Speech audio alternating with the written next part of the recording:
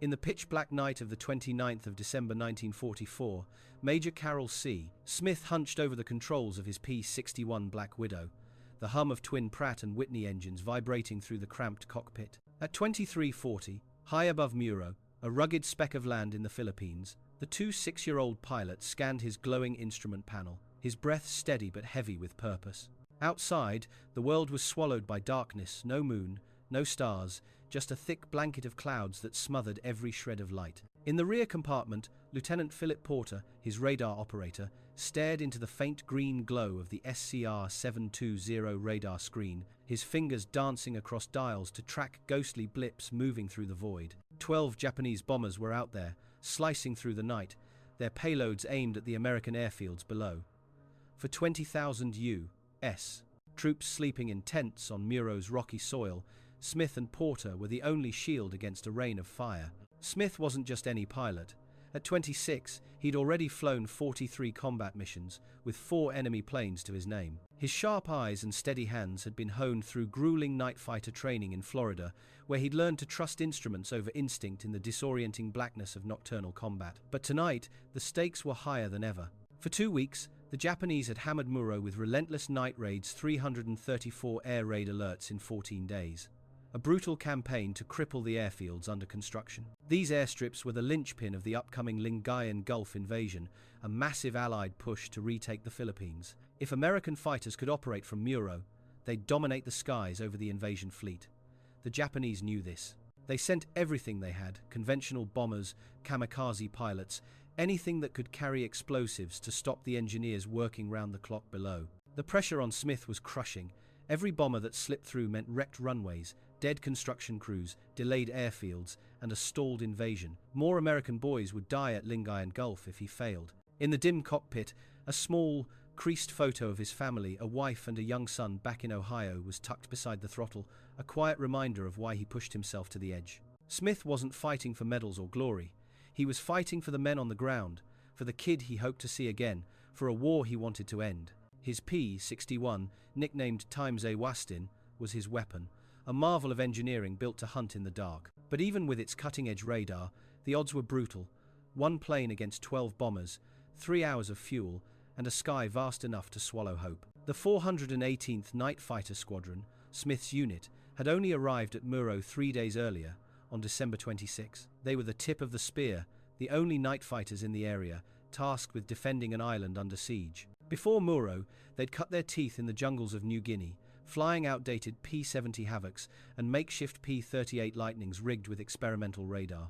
The P-61 Black Widow was a game-changer, stable, powerful, and armed with a radar system the Japanese couldn't even dream of. But technology alone wouldn't win this fight. It would take Smith's nerve, Porter's precision, and a partnership forged in the crucible of war to defy the odds. As Smith adjusted his headset, Porter's calm voice crackled through the intercom, reporting the first radar contacts, 4 blips, all heading south toward Muro, scattered across different altitudes. The Japanese pilots, cocooned in their Mitsubishi G4M Bettys and Nakajima Ki 49 Helens, believed the night was their ally.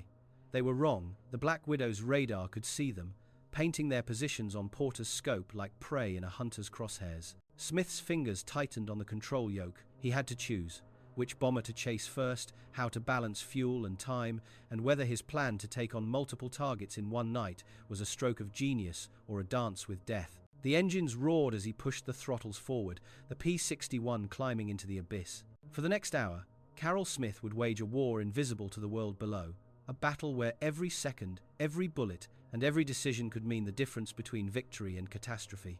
In the waning days of 1944, the island of Muro stood as a linchpin in the Pacific theater, a rugged outpost where the fate of the Allied campaign in the Philippines hung in the balance. The 2 airfields under construction on its coral-crusted soil weren't just patches of cleared land, they were the backbone of the impending Lingayen Gulf invasion, set for the 9th of January 1945. Once completed, these airstrips would unleash waves of P-51 Mustangs and P-47 Thunderbolts, giving American forces air superiority over the invasion beaches. From Muro, fighters could escort bombers, protect supply ships, and shred Japanese defenses across Luzon. The stakes were clear: control the skies, win the war. The Japanese understood this just as well. For 2 weeks, they'd turned Muro's nights into a crucible of fire, launching 334 air raid alerts with a relentless parade of bombers and kamikaze pilots. Their mission was simple: destroy the airfields, kill the engineers, delay the invasion, and buy time for their crumbling empire. The Japanese strategy leaned heavily on darkness. Night raids were their shield, a way to evade the sharp-eyed American day fighters like the P-38 Lightning or F-4U Corsair. Mitsubishi G-4M Bettys, Nakajima Ki-49 Helens, and even kamikaze planes loaded with explosives slipped through the black skies, their pilots banking on invisibility. They flew low, hugged clouds, and struck without warning, knowing that conventional Allied fighters were blind after sunset. But the Americans had a secret weapon, one the Japanese hadn't anticipated: the Northrop P-61 Black Widow, a predator built to own the night. The P-61 was unlike anything else in the Allied arsenal. Conceived in 1940, when night fighting was still a gamble, it was the first American aircraft designed from the ground up for nocturnal combat. With a 66-foot wingspan and twin Pratt & Whitney R2800 engines pumping out 4,000 horsepower combined, it could hit 366 miles per hour and climb to 33,000 feet. Its four 20mm Hispano M2 cannons, mounted in the belly, could unleash a storm of high-explosive shells, each round capable of shredding a bomber's fuselage. But the Black Widow's true edge lay in its nose, where the SCR-720 radar spun silently, sending out microwave pulses that bounced off enemy planes up to 5 miles away. In complete darkness, it turned the invisible into targets, painting them as glowing blips on a radar operator's scope. The Japanese, with no radar of their own, were flying blind, unaware that the night they trusted was now their enemy. Developing the P-61 hadn't been easy. Northrop's engineers faced skepticism from military brass who doubted night fighters could work. Early radar systems were clunky, prone to static and false signals, and required operators with nerves of steel to decipher their flickering displays. At Orlando Army Airfield in Florida, where Smith and his squadron trained, pilots and radar operators spent months mastering the SCR-720, learning to trust its pulses over their own eyes. The training was brutal: simulated intercepts in pitch-black skies, mock dogfights with no horizon, and endless drills to separate friendly blips from foes. Mistakes were costly. A misread scope could mean firing on an Allied plane or missing a Japanese bomber entirely. By late 1944, the 418th Night Fighter Squadron had turned those lessons into lethal precision, and the P-61 was their sword. The Black Widow's arrival in the Pacific marked a turning point. Before Muro, the 418th had fought in New Guinea's jungles, flying outdated P-70 Havocs and P-38 Lightnings jury-rigged with primitive radar. Those early missions were a grind: unreliable equipment, brutal weather, and an enemy that seemed to vanish into the night. When the P-61 seconds landed in September 1944, everything changed. The aircraft was stable, forgiving, and packed with firepower. Its radar actually worked, giving pilots like Smith a window into the dark. But even the P-61 couldn't erase the mathematics of Muro's nightmare: one plane, 3 hours of fuel, and 12 Japanese bombers spread across miles of sky.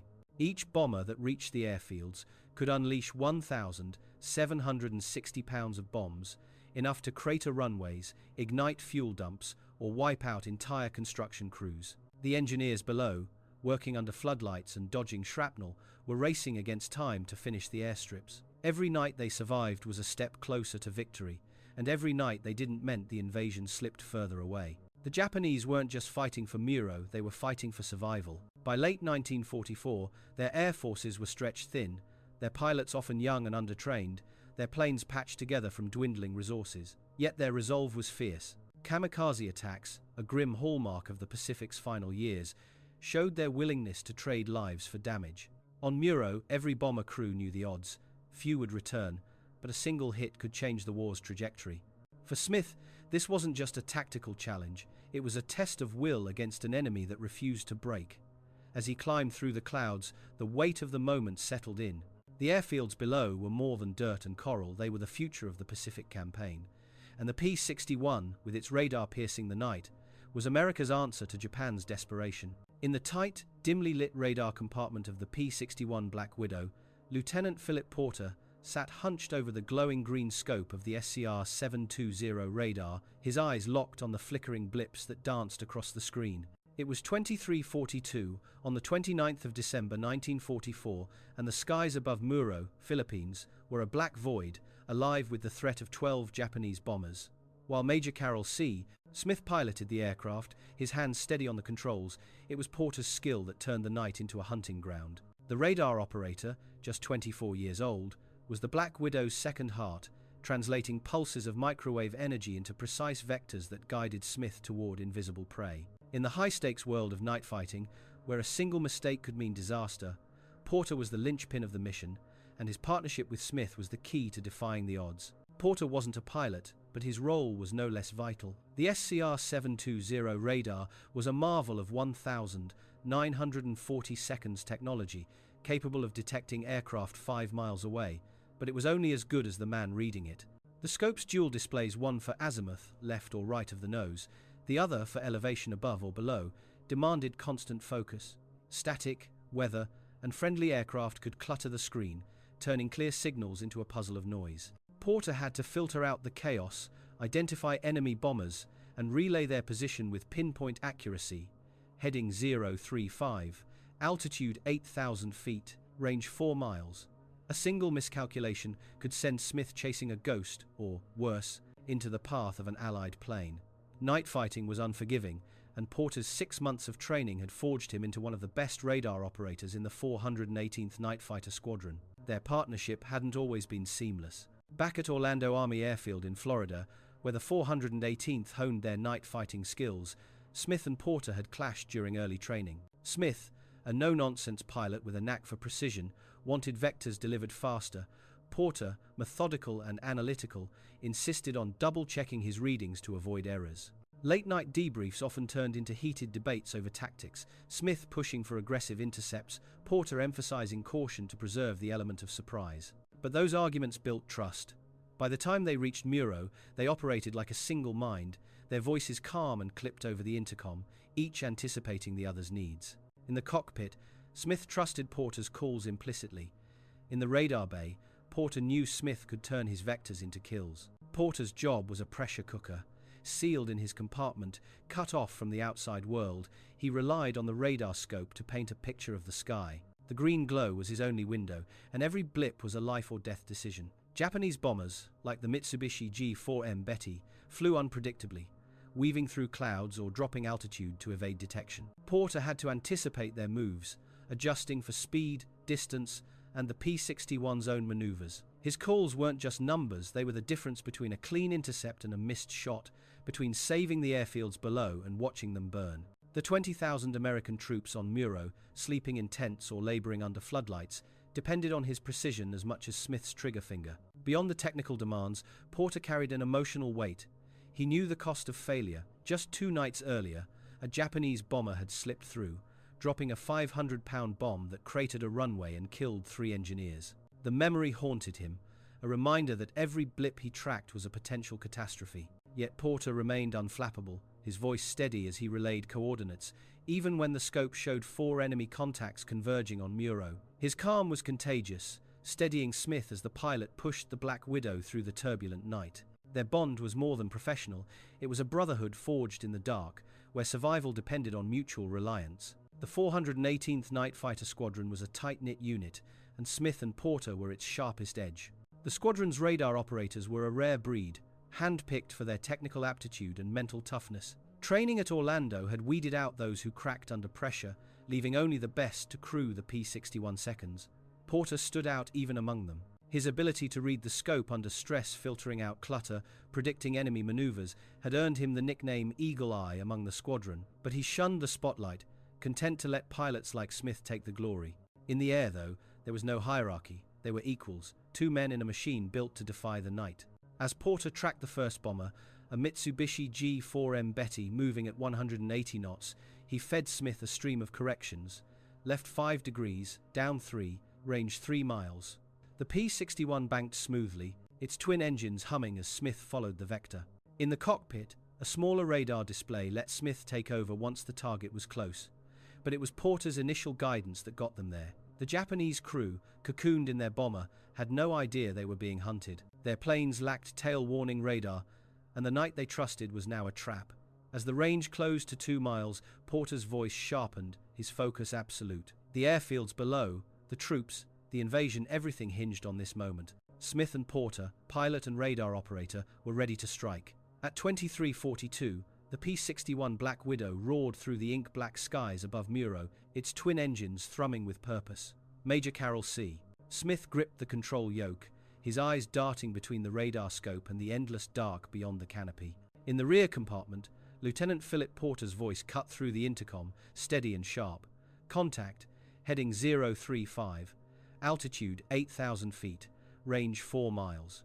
The first of 12 Japanese bombers was in their sights, a Mitsubishi G4M Betty, lumbering south toward the American airfields. With only 3 hours of fuel and a sky swarming with threats, Smith faced a brutal equation. Every second spent chasing one bomber let others slip closer to their targets.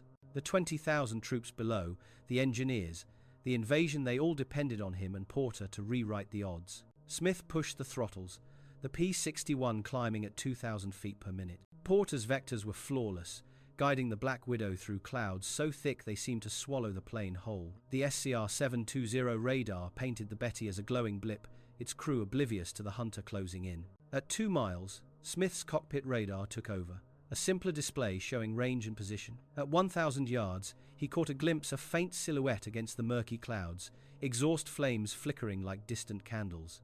The Betty's weakness was its fuel tanks, unprotected and prone to catastrophic fires. Smith positioned the P-61 below and behind, aligning the 4 20mm cannons with the N6 gun sights glowing reticle. At 350 yards, he squeezed the trigger. A 2-second burst, 48 rounds, tore through the night, red tracers arcing like fiery threads.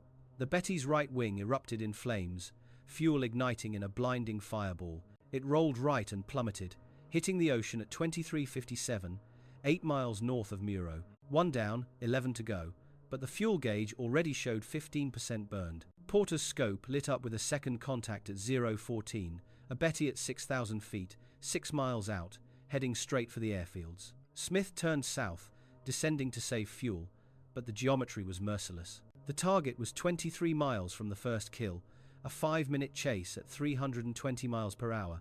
Every second brought the bomber closer to Muro, closer to the runways where engineers worked under floodlights. Smith pushed the P-61 harder, the engines gulping fuel at an alarming rate. Porter's voice remained calm, calling corrections, right 3 degrees, range 4 miles. At 1 mile, Smith spotted the Betty's dark shape, its crew flying straight and level, unaware of the shadow trailing them. He slid into position, 350 yards behind, cannons armed. Another 2-second burst ripped through the bomber's fuselage. Both wings caught fire, the Betty nosing over into a fatal dive. It hit the water at 0:19, 17 minutes after midnight. 2 down, 10 left, but fuel was at 42%, and the airfields were still in the crosshairs. The third contact appeared at 0:23, a Nakajima Ki 49 Helen at 9,000 feet, 7 miles north. This bomber was different, faster, at 306 miles per hour, and weaving through the sky, its pilot jinking left, then right, climbing and diving to shake any pursuers. Someone aboard new American night fighters were out there. Porter adapted, predicting the Helen's erratic path, his vectors keeping Smith on track. The P-61 climbed, burning precious fuel, but Smith trusted Porter's calls. At 600 yards, the Helen's tail gunner spotted them, 7.7mm tracers streaking past the canopy. The element of surprise was gone. Smith veered left, approaching from the bomber's blind spot below, where its ventral defenses were weak. At 375 yards, with the Helen banking hard, he fired a 3-second burst, 72 rounds, longer to account for the maneuvering target. The shells punched through the right engine, sparking an explosion. The bomber spun inverted, flames trailing as it fell through 9,000 feet, 8,000, 7,000, crashing into the sea at 0:29. 3 down, 9 remaining, but fuel was critical at 28%. Porter's scope showed a fourth contact, another Betty, low at 4,000 feet, 9 miles out, dangerously close to Muro. Searchlights from the airfields pierced the clouds, their beams sweeping for targets. Anti-aircraft gunners were ready, but a bomber this close could drop its load before they fired. Smith dove, using gravity to save fuel, leveling off at 4,200 feet. At 1 mile, he saw the Betty, flying straight, its crew either ignorant of the threat or resigned to their fate. Kamikaze pilots often flew with such fatal resolve, trading lives for destruction. Smith positioned for the kill, 350 yards behind, his ammunition counter showing 512 rounds left. Fuel was at 23%, below safety margins. This was his last clean shot. He fired a 2-second burst, 48 rounds hitting the Betty's port wing. The fuel tanks ruptured, fire engulfing the bomber. It rolled left and dove, impacting the ocean at 0.35. 4 down, 8 left, but Smith's fuel gauge read 21%. As Smith turned back toward Muro, Porter detected a new contact at 0.42, heading north at 7,000 feet, 4 miles away, directly between them and the airfield. Fuel was at 19%, too low for comfort, but letting this target reach Muro was unthinkable. Smith banked toward it, Porter's vectors guiding him through the dark. At 800 yards, he saw it, a Nakajima Ki 84 Frank, a single-engine fighter, faster and more agile than the P-61, with 4 machine guns and 2 20mm cannons. In daylight, a skilled Frank pilot could outmaneuver the Black Widow, but at night, with no radar, the Japanese pilot was blind, searching for targets with only his eyes. Smith had the advantage. He closed to 300 yards, below and behind, fuel at 17%. A miss would mean disengaging, risking the Frank's escape, and burning too much fuel to reach base. Smith centered the fighter in his gun sight, the reticle steady.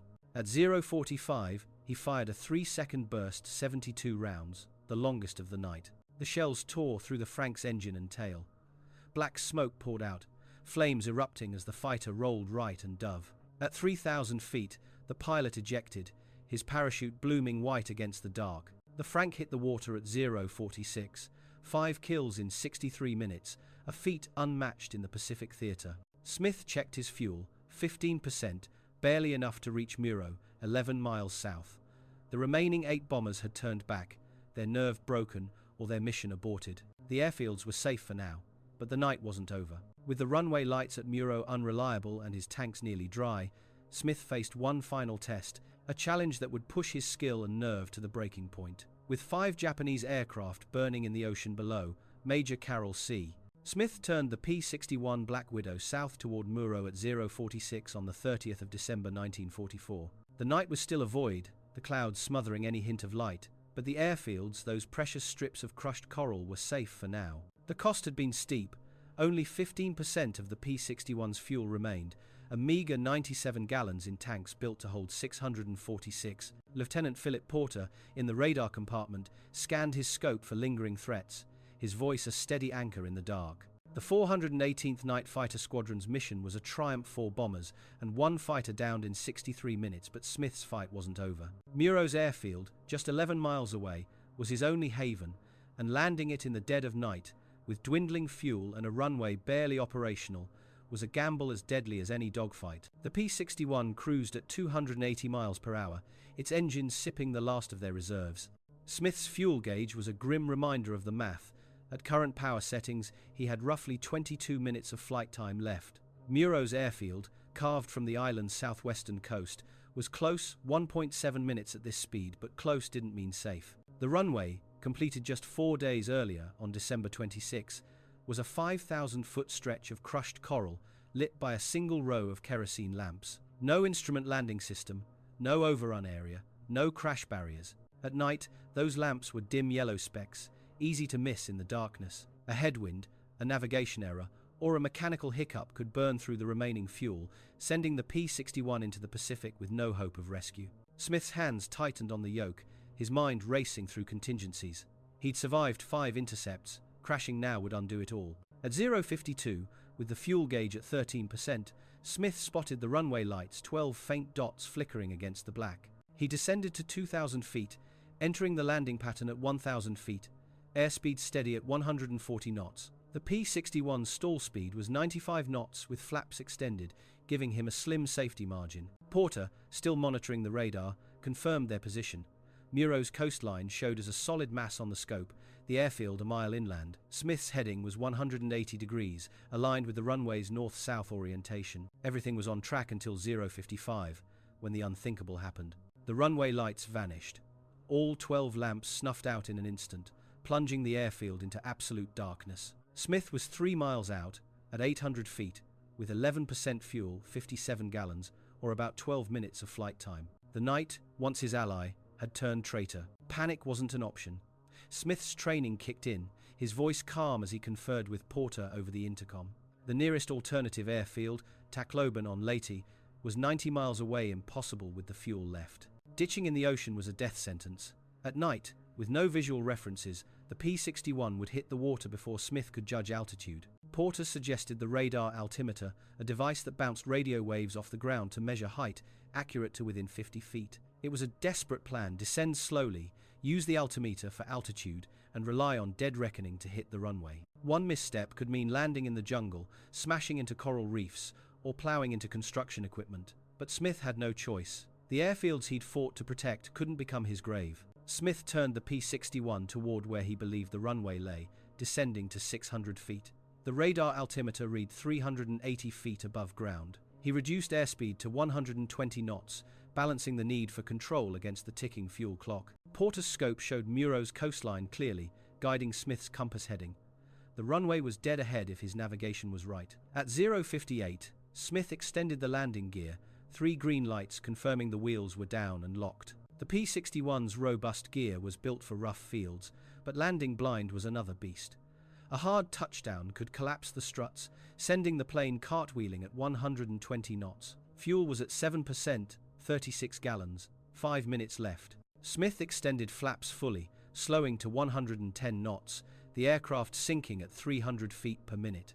The altimeter ticked down, 250 feet, 200, 150. The darkness was total, the canopy a window to nothing.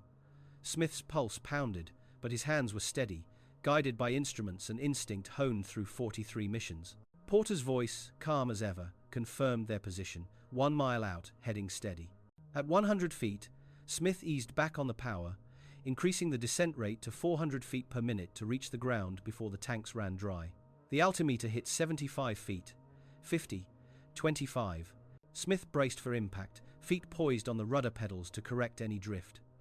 At 0:59, the main wheels slammed into the coral runway, the jolt rattling the airframe. The landing was harder than ideal, but the gear held. 3 seconds later, the nose wheel touched down. Smith hit the brakes, the P-61 slowing from 100 knots to 80, 60, 40, finally stopping at 20 knots. He couldn't see the runway's edges, so he kept the brakes locked until the plane stood still. The fuel gauge read 6%, 29 gallons, 3 minutes of flight time left. Ground crew swarmed the aircraft, their flashlights cutting through the dark as they guided Smith to the parking area. At 1:03, he shut down the engines, the sudden silence deafening after the night's chaos. Smith climbed from the cockpit, legs stiff, hands trembling not from fear but from the sheer exhaustion of 63 minutes that felt like a lifetime. Porter emerged from the radar bay, his face pale but resolute. They'd done the impossible. 5 kills, 0 American losses, the airfields intact. The ground crew, hardened men who'd seen too many planes not return, clapped Smith on the back, their cheers a rare break in Muro's grim routine. But Smith's mind was already on the cost: the fuel, the ammo, the razor-thin margin that had brought them home. The night had tested them to their limits, and they'd answered with a victory that would echo far beyond Muro's shores. As the engines of the P-61 Black Widow fell silent at 1:03 on December 30, 1944, Major Carroll C. Smith stepped onto the coral runway of Muro's airfield, the weight of the night settling into his bones. In 63 minutes, he and Lieutenant Philip Porter had achieved the impossible. 5 Japanese aircraft, 4 bombers and 1 fighter sent crashing into the Pacific, saving the airfields that anchored the Lingayen Gulf invasion. The fuel gauge had read 6%, a whisper from disaster, yet the runways below remained untouched.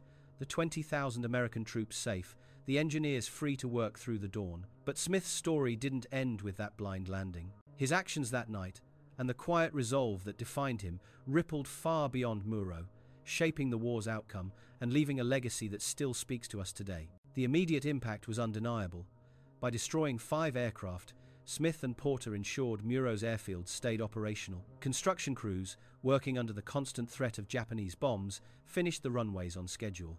On the 9th of January 1945, when Allied forces stormed the beaches of Lingayen Gulf, P-51 Mustangs and P-47 Thunderbolts launched from Muro provided critical air cover, strafing Japanese defenses and protecting the invasion fleet. Military planners estimated that a single night of successful Japanese bombing could have delayed the airfields by 2 weeks, pushing the invasion into late January or beyond. That delay would have cost thousands of American lives, prolonged the Pacific campaign, and given Japan time to reinforce its crumbling lines. Smith's 5 kills, confirmed by ground radar, coast watchers, and wreckage spotted at dawn, were more than numbers. They were a turning point, a shield for the men who carried the war forward. Smith wasn't done. On December 30, at 14:30, he and Porter took to the skies again, their P-61 refueled and rearmed with 800 rounds of 20mm ammunition. Japanese reconnaissance planes, fast, elusive Nakajima Ki-84 Franks, had been spotted over Muro, probing for weaknesses. At 15:12, Porter locked onto a contact at 12,000 feet, 8 miles out. Smith dove from above, pushing the P-61 to 390 miles per hour, outpacing the Frank's level speed. At 400 yards, he fired a 2-second burst 48 rounds, igniting the fighter's engine. It plummeted into the sea, Smith's 6th kill. Later that day, he downed another Frank, bringing his total to 7 in under 24 hours. No American night fighter pilot in any theater matched that record. The 418th Night Fighter Squadron, with 18 kills across the war, owed 39% of its score to Smith's relentless skill. Yet Smith's legacy isn't just in the numbers, it's in the humility that defined him.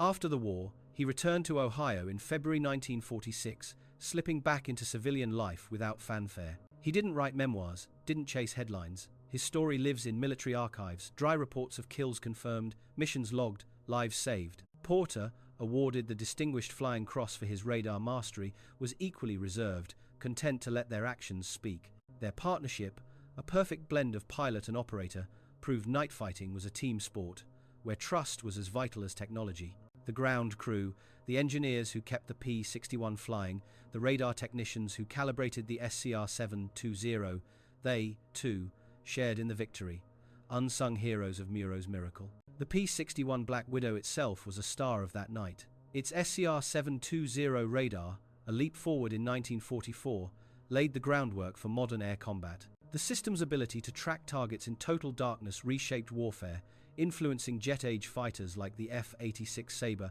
and F-4 Phantom, whose radar-guided intercepts owed a debt to the Black Widow's pioneers. The P-61 served until 1954, redesignated as the F-61, before giving way to faster jets. Of the 700 built, only 4 survive today, displayed in museums like the National Museum of the U.S.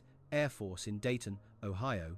None bear the nose art or kill markings of Smith's times a Wastin, but their sleek frames whisper of nights like Muro, when American ingenuity turned darkness into a weapon. The broader impact of Smith's mission stretched beyond technology. The 418th Night Fighter Squadron's success, 18 kills, the highest of any P-61 unit in the Pacific, boosted morale across the theater. Pilots and crews, inspired by Smith's record, pushed harder, refining night fighting tactics that saved countless lives. The radar operators, like Porter, became a new breed of warrior, their scopes as critical as any gun. Muro's airfields, defended by Smith's courage, enabled the Lingayen Gulf invasion to proceed on time, a domino that hastened Japan's defeat. By August 1945, when the war ended, the Pacific campaign's momentum forged in moments like Muro had changed history. For Americans today, Smith's story is a reminder of the quiet heroes who shaped our past. He wasn't a celebrity pilot like Pappy Boyington or a strategist like Dwight Eisenhower. He was a 26-year-old from Ohio, a husband, a father, a man who flew into the dark because duty called. His 7 kills, etched in the 418th's records, stand as a testament to what courage and teamwork can achieve against impossible odds. The P-61, the radar, the airfields, they were tools, but Smith and Porter were the soul of the mission. Their victory wasn't just for Muro, it was for every soldier who landed safely at Lingayen, every family reunited after the war, every generation that inherited a freer world. As we stand in the shadow of their sacrifice, we're called to keep their memory alive. Visit the museums where the P-61 rests. Read the archives that hold Smith's reports. Share their story with your kids. These men didn't fight for fame, they fought for us. And in a world that moves fast, where heroes can fade into footnotes, it's on us to ensure Major Carroll C. Smith, Lieutenant Philip Porter, and the 418th Night Fighter Squadron are never forgotten.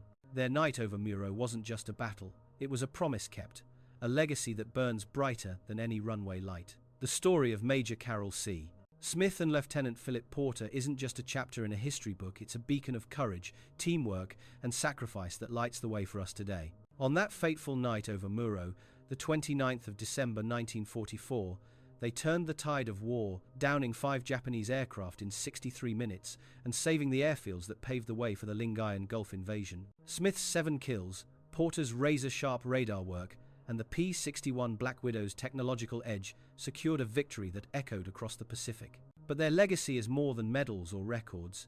It's a call to every one of us to keep their memory alive, to ensure the heroes of the 418th Night Fighter Squadron aren't lost to time. You, the viewer, are part of that mission. Right now, hit that like button. It's not just a click, it's a signal to platforms like YouTube to share this story with more people, to bring Smith and Porter's heroism to new eyes. Subscribe and ring the bell for more stories of American grit, tales of ordinary men and women who did extraordinary things in the crucible of World War II. These aren't just videos, they're lifelines to a past that shaped our present, from the runways of Muro to the freedoms we cherish today. Your support keeps these stories breathing, reaching classrooms, living rooms, and hearts across the country. Drop a comment below and tell us where you're watching from, whether it's Ohio, where Smith returned after the war, or California, Texas, New York, or beyond. Share if someone in your family served, maybe a grandparent who flew a B-17, a great-uncle who stormed Normandy, or a relative who worked the home front. Your stories weave a tapestry of American resilience, connecting us to Smith and Porter's era. Maybe you've got a memory of visiting a P-61 at the National Museum of the U.S. Air Force in Dayton, or stumbled across a World War II archive online. Let us know you're not just a viewer, you're a keeper of history. Take it a step further. Dive into the past yourself. Visit museums where the P-61 Black Widow stands proud, like the Smithsonian's National Air and Space Museum or the Mid-Atlantic Air Museum in Pennsylvania, home to one of the 4 surviving Black Widows. Stand beneath its 66-foot wingspan, imagine Smith and Porter in its cockpit, and feel the weight of their night over Muro. Dig into military archives, like those at the National Archives in Washington, D.C., where the 418th reports dry pages of times, kills, and coordinates hold the raw truth of their valor. Check out books like Night Fighters over the Pacific or online databases from the Air Force Historical Research Agency. Every page you turn, every exhibit you explore, keeps their legacy alive. Share this story with your community. Tell your kids about the pilot and radar operator who defied the odds, show your friends the video, or post it on social media to spark a conversation. World War II wasn't won by generals alone, it was won by men like Smith, Porter, and the ground crews who kept their P-61 flying. Their humility, their refusal to seek fame, makes it our duty to amplify their voices. In a world that moves fast, where heroes can fade into shadows, we're the ones who ensure their light endures. As you watch this, think about what Smith and Porter stood for: duty to others, trust in teammates, and courage in the face of darkness. They didn't fight for glory. They fought for the engineers on Muro, the troops at Lingayen, the families waiting back home. Let's honor them by living those values, supporting each other, preserving our history, and remembering the cost of freedom. Major Carroll C. Smith, Lieutenant Philip Porter, and the 418th Night Fighter Squadron gave us a victory that night. Now, it's our turn to give them immortality.